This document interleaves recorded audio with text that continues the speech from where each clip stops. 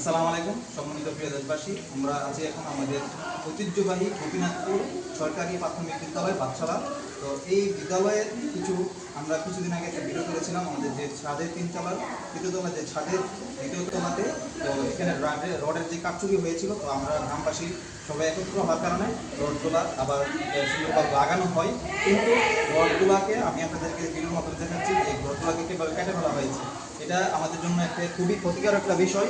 তো আমি সকলকে, গ্রামবাসী যারা আছেন তারা সকলকে আমি অনুরোধ করবো আপনারা এই বিষয়টি দেখবেন, কারণ এটা আমাদের সম্পদ। এই বাচ্চারা কিন্তু সরকারি প্রাথমিক বিদ্যালয় কিন্তু আমাদের সম্পদ। এখানে যে রডগুলো, এই দেখুন রডগুলোকে সরাসরি কেটে ফেলা হয়েছে। এই যে রডগুলো কেটে ফেলা হয়েছে, ছাদের যে রডগুলা যেগুলো নতুন ভবন হয়েছিল সবগুলো রড কেটে ফেলা হয়েছে। আমি আপনাদেরকে বিস্তারিত আপনাদের দেখাচ্ছি।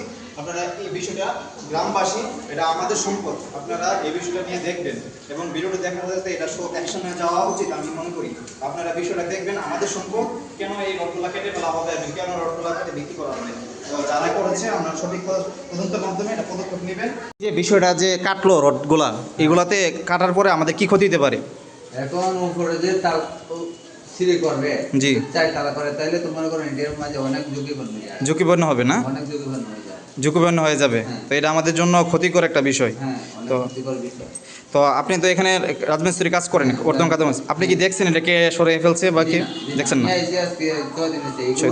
দেখতেছেন মাথা জঙ্গা হয়ে গেছে, তার মানে এটা নাই নিম্ন তলে 10-15 দিন আগে কাটা হয়েছে না?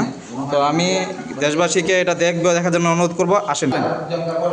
জি না, এটা তো 5 দিনের উপর হয়েছে। আমি 5 দিন মাস্টার হইতে সবাই আমার দেখতে, জি, এই যে মাথা দেখেন জঙ্গল হয়ে গেছে, তার মানে 5 দিন জঙ্গল করার কথা না, এটি আরো 10-15 দিন আগে কাটা হয়েছে না?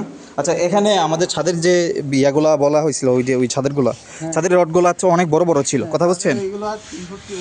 3 ফুট করে ছিল। তো এইটা 3 ফুট থাকার রডগুলো আমাদের আমরা পূর্ববর্তীতে ভিডিও করেছিলাম, পূর্বে যে সময় ছাদ করা হয়েছিল তখনও এটা 3 ফুটই ছিল। এগুলা কাটা হয়েছে, এগুলা আমাদের কি ক্ষতি হবে সেটা বলেন তো একটু। এই যে রডগুলো ঝুঁকিপূর্ণ হবে না?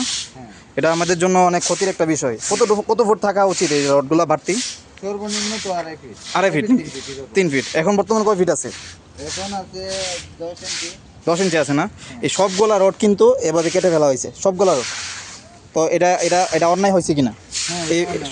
এই যে আমাদের হাতের পাশে কিন্তু আমাদের শহীদ বাবুল উচ্চ বিদ্যালয়, পাশে কিন্তু আমাদের গোপীনাথ বাসশালা সরকারি প্রাথমিক বিদ্যালয়, এই পাশে 3টা রোড। এই যে দেখেন, হ্যাঁ, গুরুত্বপূর্ণ একটা বিষয়। এই যে এখানেও রোডগুলোও কেটে ফেলা হয়েছে, সবগুলো রোড কেটে ফেলা হয়েছে, ঠিক না ভাই? তো এগুলো আমাদের এই ভবনের জন্য ঝুঁকিপূর্ণ না?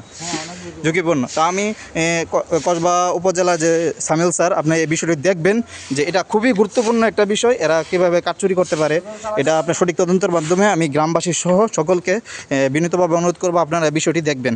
আসসালামু আলাইকুম রহমতুল্লাহি ওয়া বারাকাতুহু। একটা মিস্ত্রি দরজা চুরি করতে পারে, একটা মিস্ত্রি গ্রিল চুরি করতে পারে, তবে একটা মিস্ত্রি জীবনে ফিলার রড কাটবে না, কারণ ফিলার কখনো না। যদি বলা হয় যে এই দরজাটা চুরি হয়েছে, রাজমিস্ত্রি যদি সন্দেহ করা হয় তাহলে সন্দেহ করে যাচাই করা যায়, কিন্তু এই ফিলার রড কখনো একটা রাজমিস্ত্রি চুরি করবো এটা কখনো যাচাই করা যুক্তি হয় না, কারণ একটা মিস্ত্রি জানে একটা বিল্ডিং এর মূল জোরটা এখানে, কখনো এটা কাটবে না। এই বর্তমানে বিল্ডিংটা কয় তলায় আছে আমাদের?